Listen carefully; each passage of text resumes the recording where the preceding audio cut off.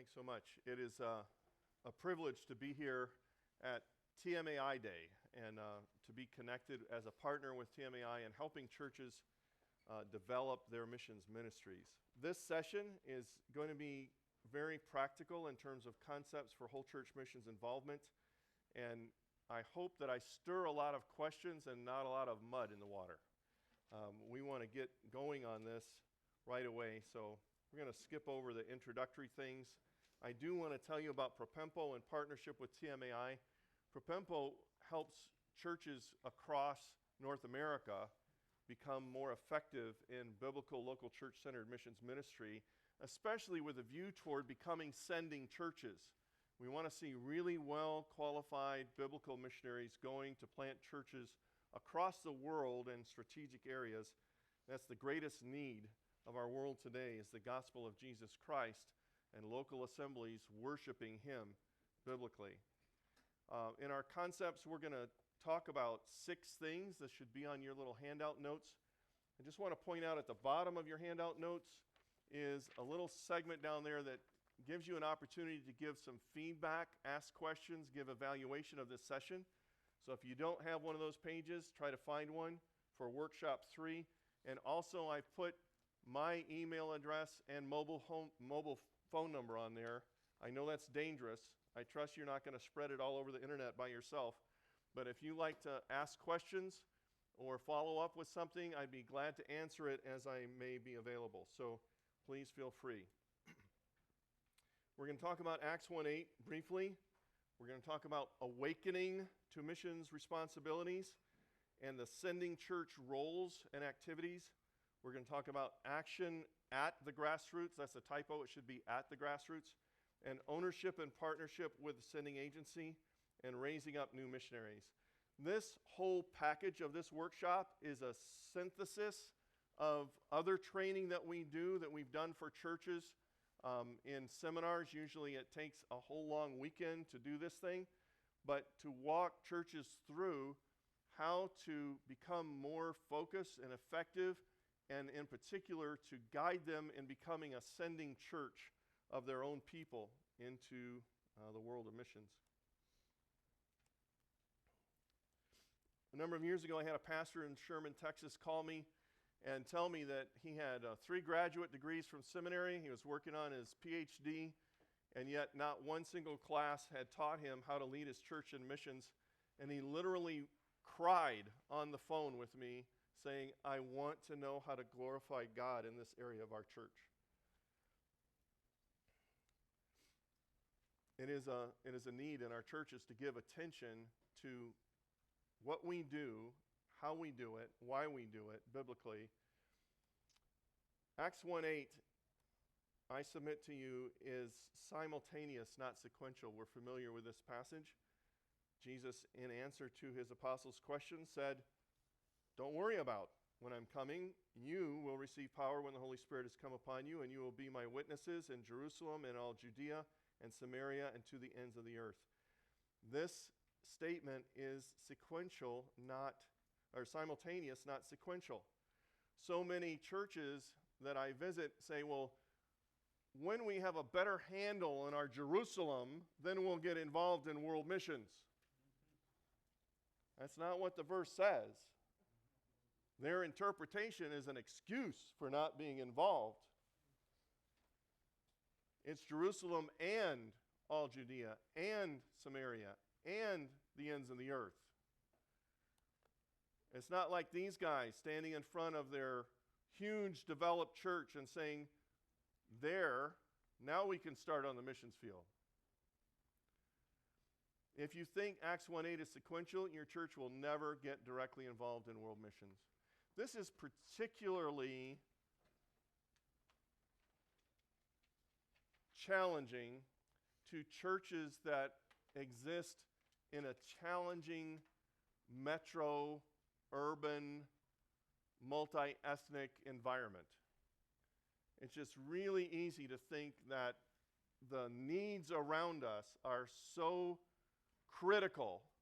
How can we lift our eyes to see the fields that are white unto harvest in other places when we have crime and physical need and just the crush of humanity around us. I realize that.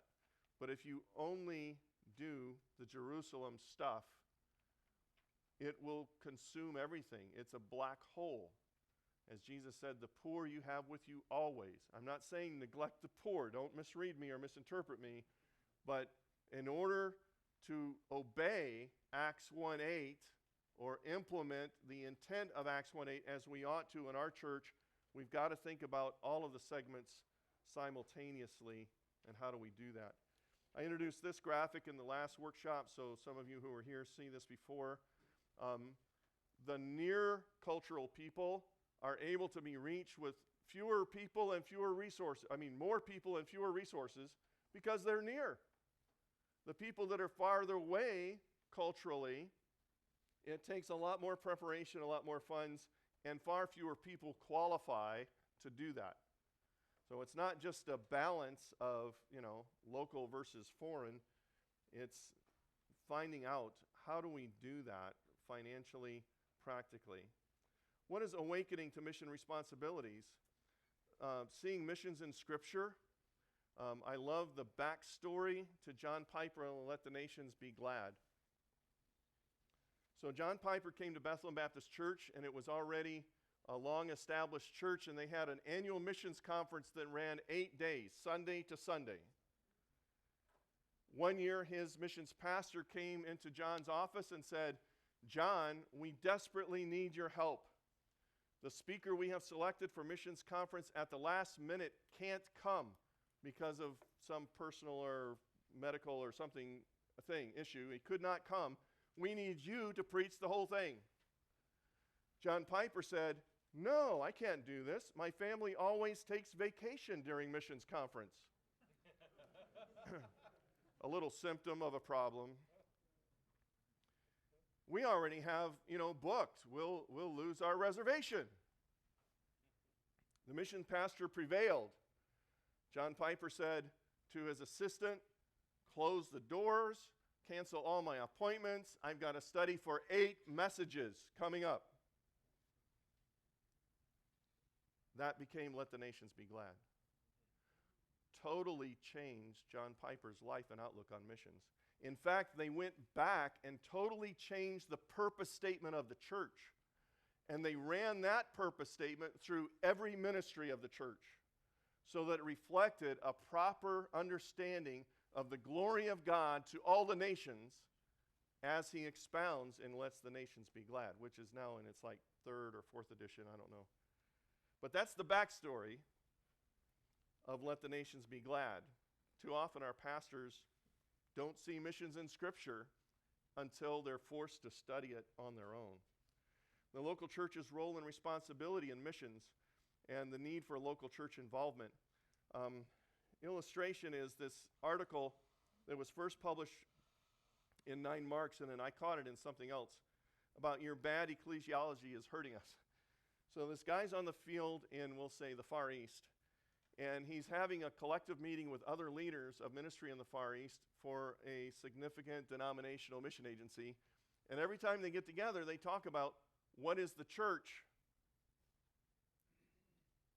Now, the guy who wrote the article knew what the church was. He came from Mark Dever's church. But he said, we quibble about the definition of the church and what it really means because so many people have had such bad ecclesiology in their home church, they've never seen what a good church really looks like. How can we send missionaries overseas who have never seen and experienced what a good church is like? The folks that we send should not only experience it in terms of a plethora of ministries that they have some experience in, but be elder qualified to know what the inside of an elders meeting looks like. If you're sending them to plant a church, don't you think they should be elder qualified? It's like asking an intern to do the whole complex operation before they've ever seen it done. So ecclesiology matters a lot. Missionary attrition should be a wake-up call to churches. I mentioned this in the last workshop, and it's true. We think of the United States leadership at Omaha Beach.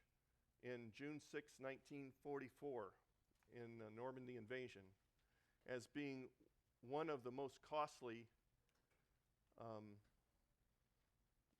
battles that was ever fought in that long 24-hour day. I think there were some 4,500 casualties out of 37,000 that went ashore. Let me tell you, missionary attrition is a higher casualty rate than that. Typically, and you'll see it if you get to hear to their book and get a couple copies for your leadership or those that you know might be interested in missions, your missions team, get them while they're here and they're cheap in the conference. Only 15% of the people who say that they feel called to missions ever make it to the field. And only 50% of those, and that's being a little bit generous, make it longer term than 5 years. That's costly attrition. That should be a wake-up call to the sending church. That's us, guys. That we need to do a better job of preparing our missionaries for that battle before they get on the front. We wake up and see a shotgun pattern on the world map. We see the world map in our foyer or on our hallway wall of all our mission stuff, and I don't know, dusty strings of yarn going to each of the missionary pictures, all of that. We go, how are these related? And look at the points on the map. It looks like a shotgun hit it. It doesn't look like a rifle at all. It doesn't look like there's any rhyme or reason to how all these things come together. And who is the Smiths in whatever its stan is? We just don't even know our missionaries that well. And then we run into this. Dave Duran mentioned this in the first hour. Somebody saying, I'm called, and that, therefore, you capitulate everything and open up the treasury of the church and say, okay, great. Baloney. No. If someone came to you and said, I feel called to preacher, would you give them the keys to the church and the pulpit the next Sunday? No. Emphatically, no. Why would you ever do that with a missionary or someone who says they're called to be a missionary? I love the concept that the individual can express their willingness to go, but only their local church can verify their fittedness to go. The missionary call is verified by their local sending church. Just because someone says it's true doesn't mean it is. Right? So another practical one, when I talk to young people, I tell the gals, if a guy ever tells you it's God's will that you get married, first thing you should tell him is, God hasn't told me that. You're going to have to prove it over a long period of time and a lot of expense.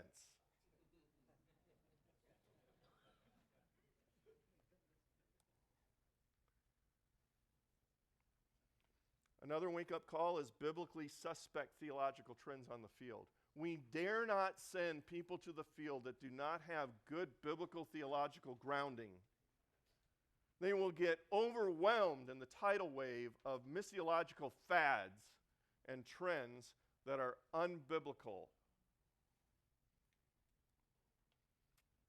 I get this from calls. Short-term missions is taking over the church. At a couple churches, in fact, one just like 2 days ago. We got so many people going on short-term missions. How do we handle this? Just say no.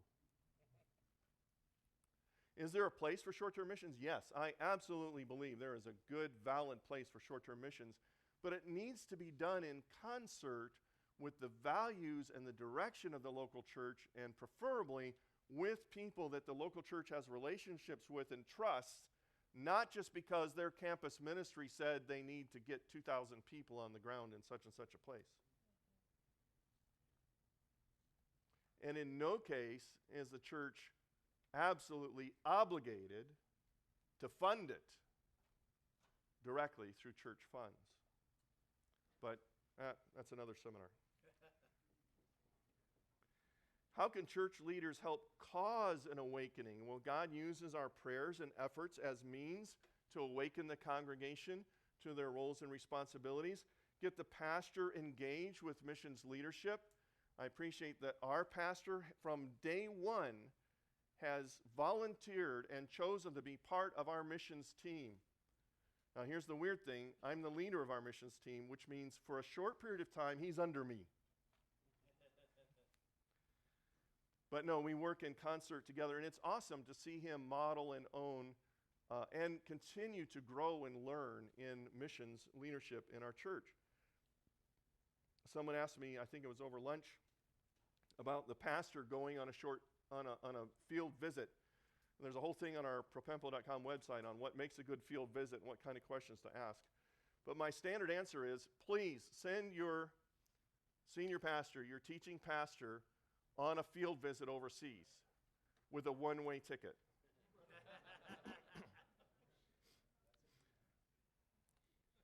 There's more. Have him go as an observer and a shepherd, not in the limelight. So he doesn't go on a preaching trip. He doesn't go to lead Bible studies. He doesn't go to be shown all the tourism sites. He goes to shadow the missionary and ask a lot of questions about his relationships, his ministry, his marriage, his family, his daily disciplines, all of that stuff, to observe and see what's going on. Yes, to eat and taste and smell and see the sights of his missionary's ministry, and maybe a couple tourism places. But in amount of time, not to go as the celebrity pastor visiting and shown around and catered to and given the platform. The objection that the pastor gives is, well, I have to exercise my gifts. No, you don't. Do you exercise your gifts on family vacation? Maybe, maybe not, probably not. You don't have to exercise your gifts. Your role there is not to exercise your gifts. Your role there is to shepherd and increase the capacity of your missionary to exercise their gifts for long term on the field. That's what you want to see happen, and you have to have a relationship that you can ask a lot of hard questions to get to that. So get the pastor involved. Don't allow candidates to go without being sent. Resource and insist the pastor and church leaders own their responsibility. The buck stops with the elders of the church. If the church's missions practices are not up to snuff or not what they ought to be, it's the elders that are responsible ultimately. They will answer to God for the souls of their people. Get the pastor and church leaders to own their responsibility. Feed them the right kind of materials. Get them articles from propempo.com. Get them good missions books to read. Recruit and encourage missionary candidates. Ask your young people and people maybe in transition in their career. Do you think that missions could be on your list of possibilities? How can we pray about that? Do you see people in your youth group that are naturally inclined to have relationships with ethnic peoples different than themselves? Do you see people have a heart for outreach, people that are naturally being used by God in evangelism and discipleship?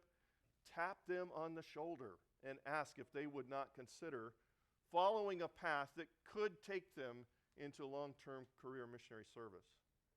Pastor's trip, I said that, not a limelight trip.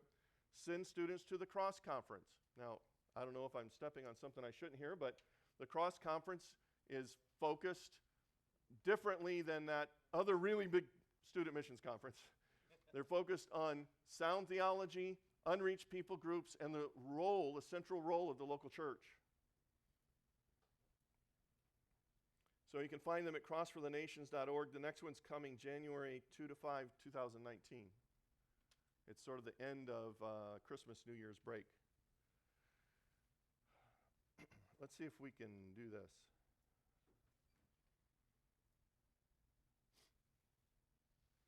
Nope. Hang on. We're going to have a technology issue.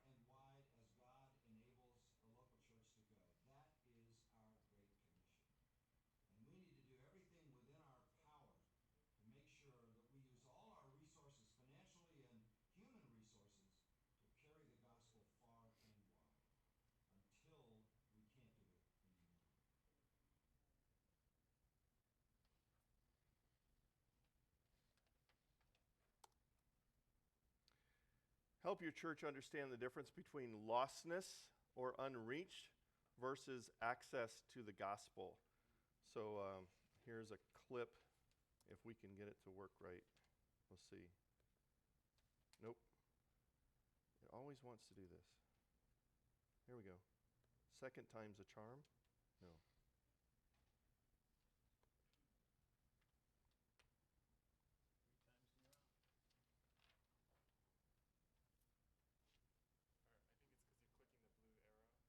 Yeah?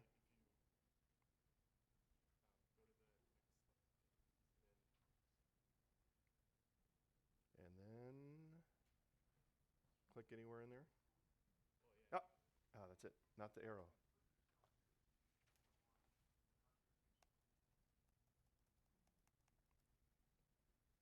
We getting some?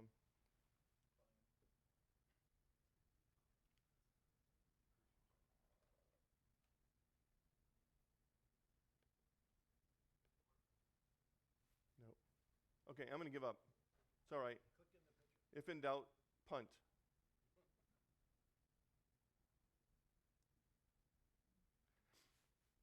I'll tell you what he said. I think I said it in the last workshop.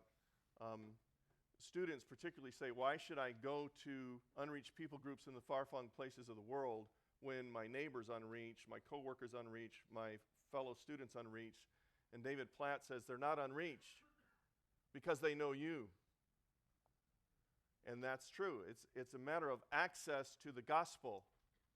How many places have access to the gospel? In the United States, we are absolutely overwhelmed with access to the gospel. And I realize there are a lot of suspect sources for what might be called the gospel, but there are still plenty of good ones through local church ministries scattered across the nation, radio, not Trinity Broadcasting, but other television shows, websites, and there's just lots of access to the gospel. What would happen if a mission sending agency took the position that they would not accept a candidate unless their sending church takes responsibility to be or become a good sending church? I've posed this to mission agencies. They cannot imagine the drop in recruits they would have. But I tell them they cannot imagine the longevity of good recruits they would keep over time, if that were true. But the initiative begins with the church. So here's, extra credit, freebie. If our churches represented in this room did that, we will not send a candidate to go to candidate school at a mission agency unless our church says they are fully qualified as a biblically elder qualified, cross-culturally vetted, trained for cross-cultural service person from our church, sent from our church. If we went to that extent, it could change the whole climate of what missions looks like from the United States. Let the Nations Be Glad, A Vision for Missions by Tom Wells. Missionary biographies. Read missionary biographies to your kids. Get your families reading missionary biographies. Ruth Tucker has a great anthology called From Jerusalem to Irian Jaya. And we've read that to our kids. It's great. It's like Reader's Digest version of missionary biographies. Personal contact with the missions field. Almost every missionary on the field would tell you it was an important component of God's calling on their life for them to meet and experience missionaries in a regular contact, like having lunch or dinner in their home, or meeting them and playing ball with them or doing something with them. Of course, sound teaching. Go to our website, propempo.com. There's lots of resources there, downloadable documents and examples from other churches and some video clips. There's a process called Dynamic Snapshot that can give you a good idea of your church. If you go to the church missions profile online and fill that out, it's going to give you a cross-section of your church's, we'll say, effectiveness based on the benchmarks of the best churches in the U.S. on 12 different areas. So what are these sending roles?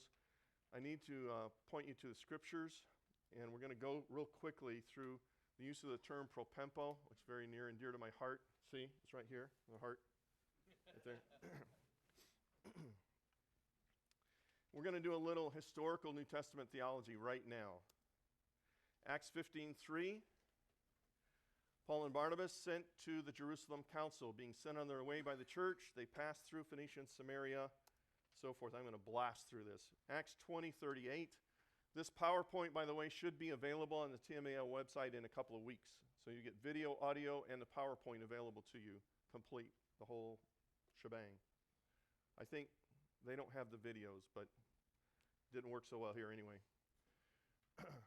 Acts 20:38, this great passage in Acts 20, being sorrowful most of all because the word he'd spoken, they would not see his face again. They accompanied him to the ship.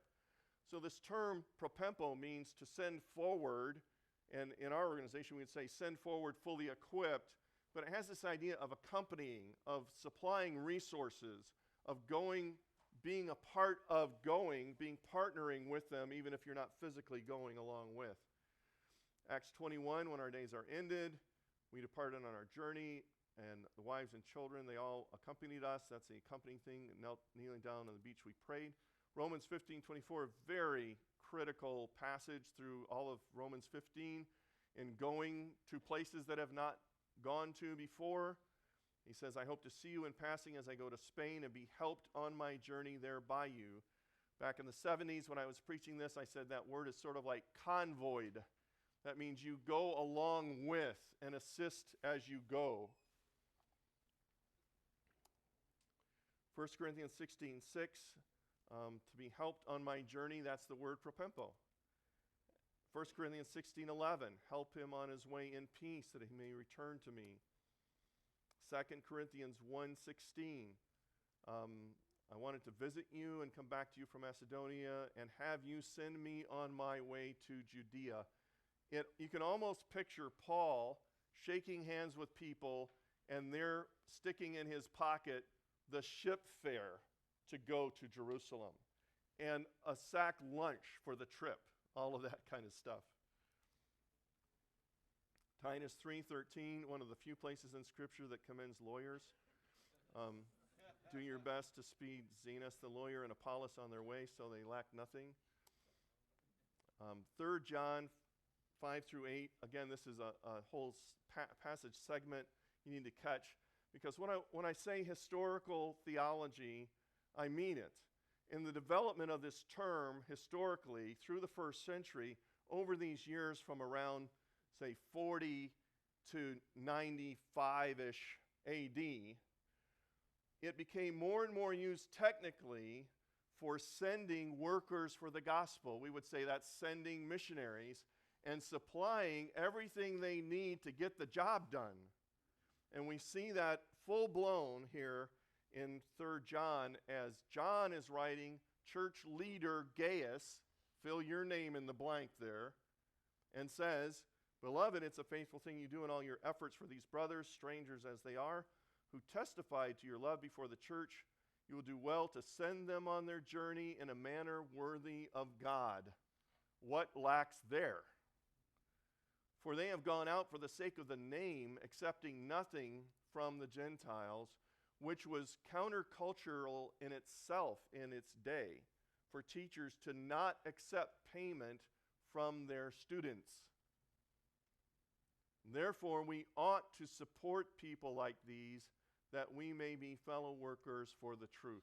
This whole local church-oriented thing of the church sending out known workers, supplying everything that they need, making sure that they have the need to get the job, whatever they need to get the job done, and partnering with them so that they share in the fruit.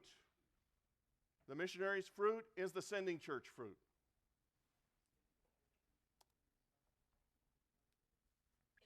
Individuals in your church need to understand roles that they have to learn, to pray, to share their faith where they are in the Great Commission, to support missionaries, to go short term, to reach internationals where they are, and then to mobilize others, to be encouraging and helpful perhaps mentoring, offering themselves to serve others who are training to go to the field in whatever expertise they may lend. As senders, I rely on a book by Neil Perolo, Serving as Senders. It's in the list in your TMAI directory for the day. Neil Perolo lists the 6 things on the left, and I add the 3 things on the right. Moral encouragement, logistics, financial, prayer, communication, reentry, and then in today's world, I add children's education, security and contingency, and technology. So these are ways that the church can get involved in assisting the missionaries in a lot of ways beyond send them to the mission board and let them do the job, right? We don't want to see that. In this little book, there is a partnership template in the appendix that says, here's how your local church can insist that the sending agency that you might use allow the church to have a larger role in your missionaries' life throughout their life by having a partnership agreement before your people sign the commitment letter as a candidate appointee. You get that? So we have a team for the missionary family sent from our church to North Africa that looks to take care of these things. They're constantly asking questions, asking for deeper prayer requests to figure out how can we serve that family by doing these things for them. You don't think about it, but hey, it's tax season. Who files taxes for the missionary? They got to figure that out. Who takes care of their home account? Who's able to remit funds internationally? Who's able to do all of those things logistically and financially and in communication? If they're in a closed country, they can't send their own newsletters out themselves, depending on the environment. Children's education is huge, huge issue, particularly in some areas. Security and contingency, always a big deal. Okay, so action at the grassroots. Who are your grassroots? I submit Sunday school classes. Every Sunday school class ought to have an adopted missionary that they pray for, and you can rotate that around year to year. So they pray for somebody else in your missionary stable of people that you support. Small groups. Does your church do small groups? Small group Bible studies, maybe affinity group Bible studies. They can adopt a missionary, or at least know what the prayer requests are, so that as a normal part of the routine of their meeting and worshiping and interacting together, they have missions on their minds. In our church, every small group has a designated mission advocate that brings up a prayer request for their designated missionary family in their small group every week. So all of our small groups pray for a missionary family. They get to know that family's anniversary date, the kids' birthdays, what they like and don't like, how many chocolate chips to send, forever, whatever. By delegation and prayer and tangible action. So in our church, we push it down to the grassroots. The missions team does not take care of hospitality for the missionary when they visit our town. The small groups who own that missionary take care of the missionary when they're in our town. They're expected to take care of everything: housing, transportation, furniture if they need it, telephone, internet, all of the stuff that it takes to live here for an extended time. Small groups take care of that primarily. It's not that others don't help, but they're the ones, they're responsible, they're going to take care of it. They own them. Ownership and partnership, we talked about this. There's so many ways that the church can help in very practical ways by entering in and not just kind of giving a shrug and hope the mission agency takes care of it. By directly getting involved in visas through the candidate and application process, helping them be accountable to go through their agency checklists and their pre-filled requirements, approval of the initial landing place, where they're going to go, where they're going to study language, how much, plan for soul care and communication. We had a young lady that went to, I'll just say, a very, very closed country, and we were concerned about soul care. She landed in country to do her contract job with a hard drive that had over 1,200 sermons on it, because she wasn't able to access internet sermons in a very closed country. But she had 1,200 sermons. Kept her busy for a couple weeks. Orientation of the congregation to proper expectations. We had a family with 5 kids go to the field, and the whole church got around them to help them liquidate their house and get it prepared to rent or whatever, and take care of garage sale and consignment sales and boxing and packing and storing and all of that stuff. And that was just part of the expectations of our congregation. It wasn't hired out. It wasn't expected for the agency to do that. It was our church. Setting reasonable expectations regarding priorities and being on task. This is really important for the church leadership, but for the church to understand, the first couple of years that this missionary family or couple is on the field, they're not going to be doing Bible studies and evangelism. Particularly if they're in a closed country, they're not going to be doing any of that openly. They're going to be studying language and culture, and it's really hard. And they might be doing that for even beyond 2 years, because they've got to get beyond marketplace language to heart language, intangible values language, biblical terms. They have to understand that. And let me tell you, most foreign contexts don't pronounce things the way we do. Go figure. How can the local church own missionary deployment? By helping them with their requirements.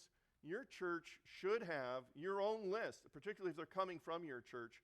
If they're going to be a sent missionary from your church, what are your expectations with regard to their competency in ministry and to their biblical convictions, with regard to their cross-cultural exposure, with even language learning techniques? How can you help them meet those requirements? Goodbye communications sent out to everybody, appropriate personal business stuff, banking, medical, power of attorney. I don't know how many people in the room have a will, but most mission agencies require that a missionary, before they go to the field, have to have on file a legal will. Just part of it. In our organization, because of where we travel, every one of our Propempo staff members have to have a legal power of attorney given to Propempo in case of kidnapping, hostage-taking, violent crime. And it's very detailed, but that's what we have to do. Take care of those things. Needs to be a risk assessment. I encourage churches to allow their sent missionary, arrange for them to go on a short retreat before they go to the field, at least days, if not weeks before they go to the field, because they get so overwhelmed with all the last-minute stuff to do that they're frantic, and they end up on the field physically, spiritually, emotionally a basket case. Who wants to receive that guy? And then they have high expectations and high adrenaline, and they can get burnt out almost before they start. Give them a break before they go to the field to just sit and worship Jesus and rest a little bit and get their head together as they say goodbyes to family, friends, and church and get going. And then visa and plane tickets, send-off parties, commissioning service, all that's ways that the church can get involved and own it. Select the agency with the best fit. I've had a couple of questions about that. Not all agencies fit, and I would almost say no agency fits perfectly. So don't expect an agency to be the perfect fit for you, but we prefer that churches get informed about how to help their candidate not be subjected to secular psychological testing, and do a more extensive biblical counseling-oriented process. It takes a big commitment on the church, roughly 100 hours of counseling meetings with the couple in order to work through life issues and get them to a place of victory if there's issues, if there's problems, but have them go through that, and then the church literally delivers to the agency a short form summary of strengths and weaknesses of this candidate and what they can expect from them. And it's worked out pretty well so far. If you do that, ask permission before you have expectations, but it is possible. And in the partnership agreement, I think I mentioned there's one in the book as a sample. This is all part of this process of moving the whole church toward ownership of missions in such a way that we would see God graciously raise up people from our midst because they are soaked, their DNA is soaked in missions as a local church, so that you will naturally see, we believe, God graciously raise up some people from your church who say, yes, I feel God calling me or guiding me or leading me toward full-time, long-term commitment on the field. I've taken some of the cues from the Trellis and the Vine book. The missionary qualifications are parallel to that of elders, plus some extra ones. Trellis and the Vine say character, convention, and competence. So the primary qualifications in 1 Timothy 3 and Titus 1 are character issues. But it's understood that they have to have conviction issues, that is, an understanding and framework of biblical and theological truth, that they don't get confused when they get on the field. They have a measurement way of looking at trends and things in the culture to be able to identify what's good and what's not. But competence is skills building. You want them to be skilled in ministry. Don't ask someone to go plant a church if they've never participated in church at that level. And if possible, get them church planting experience at home before they go to the field. It's an eye-opener. Add to that chemistry. And in our elders, we add this on our elders. We don't have a candidate for becoming an elder who doesn't know how to get along with people and loves people and is able to work in a teamwork sort of frame of reference with elders. There's a lot of personal deference shown in elders meetings, and you have to have a chemistry to do that. Calling is number one on this list for missionaries. I already said that local church verifies the calling. That's a whole other thing. And then cross-cultural capacity, it's amazing, but sometimes you find the story of a couple that went to the field and left after a short period of time because they didn't like the food. Somebody blew a gasket there. Nothing has more potential to ignite your church and sharpen your missions vision more than getting skin in the game. You get people involved, your people own your people. And you get skin in the game, you will know how vitally involved your church can get in getting them out to the field. Email me if you have questions. You've got the evaluation stuff, the email, my phone number. So I'm planning on being overwhelmed with contact. But I'm here for Shepherd's Conference.